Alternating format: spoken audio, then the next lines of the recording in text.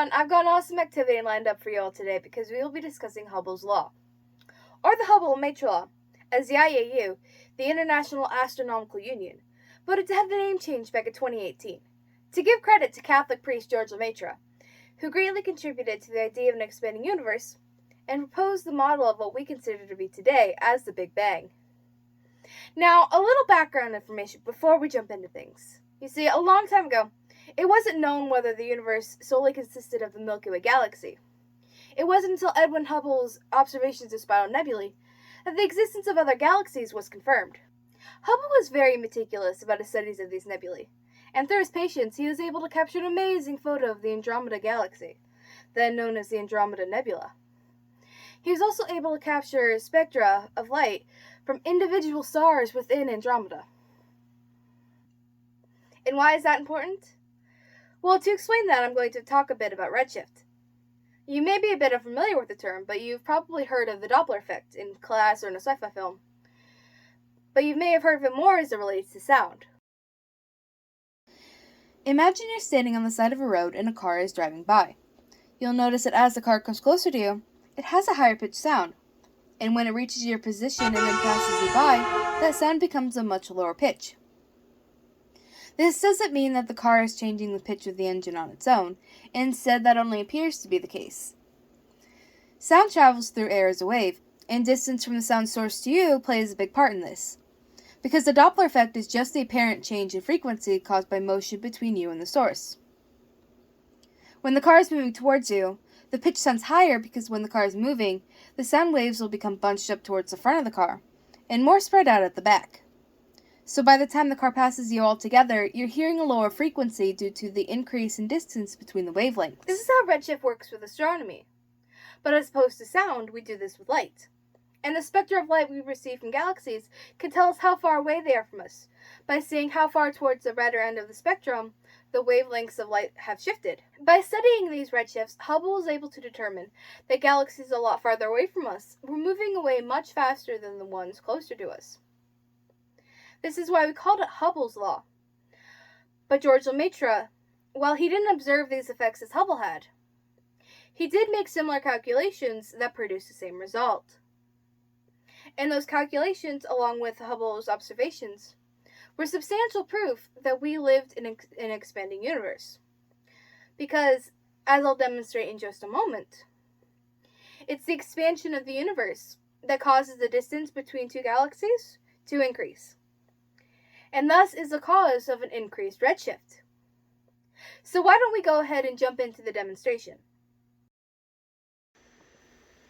Alright, starting this off, you're going to need a few things. A rubber band, a writing utensil, and a handful of paper clips.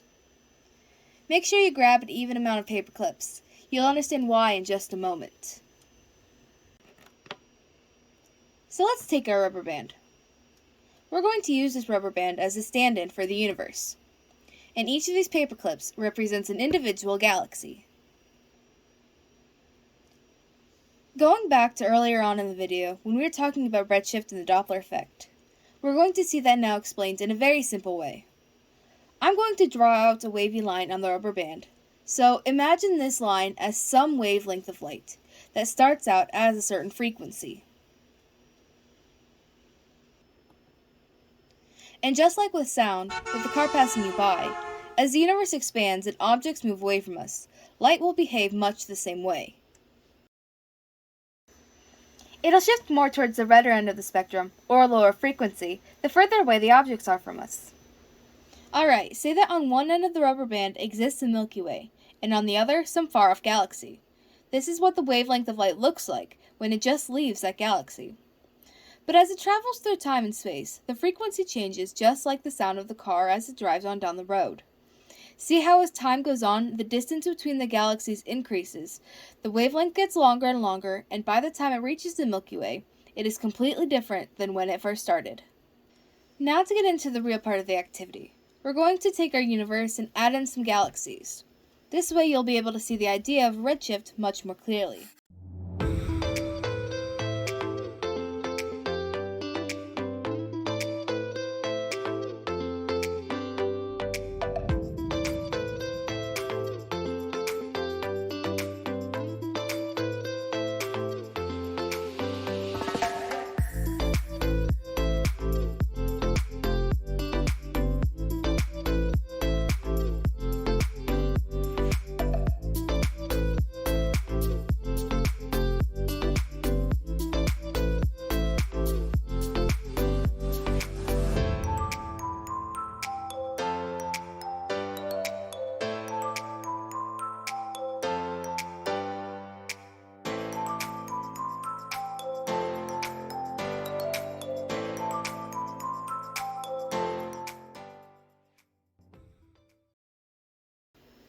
So I've gone ahead and placed each paperclip 1 inch apart from one another, so that they're all evenly spaced out.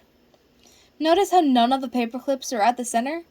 This is why I've asked you to use an even amount, because when the universe expands, it isn't expanding outward from a single point.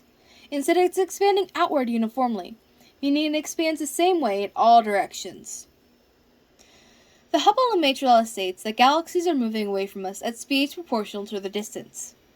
And so, the galaxies that are further away from us will appear to be moving faster than the ones that are closer. You're going to want to pay attention to where each paperclip starts out at, and we're going to go ahead and expand our universe. Now take a look at where each has ended up. The blue paperclip started the furthest away, and each have moved about 5 inches from the starting positions. The pink paperclips moved only 3, and the gold have only moved 1. Notice that the galaxies closer inward don't move as far as the outer ones. Remember that the Hubble-Lemaitre law says that galaxies further away move at higher velocities.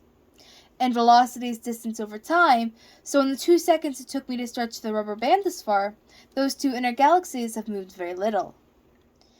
To make this a little more obvious to see, I've taped down one end of the rubber band so you can focus on just one side. I've also gone ahead and run it through a program that helps me determine each galaxy's velocity. You'll see that the Hubble-Lemaitre law does hold out, as the blue paperclip on the end moves much faster than the gold one that is closer to the taped down point. And that's really all there is to it. Thank you so much for watching, guys.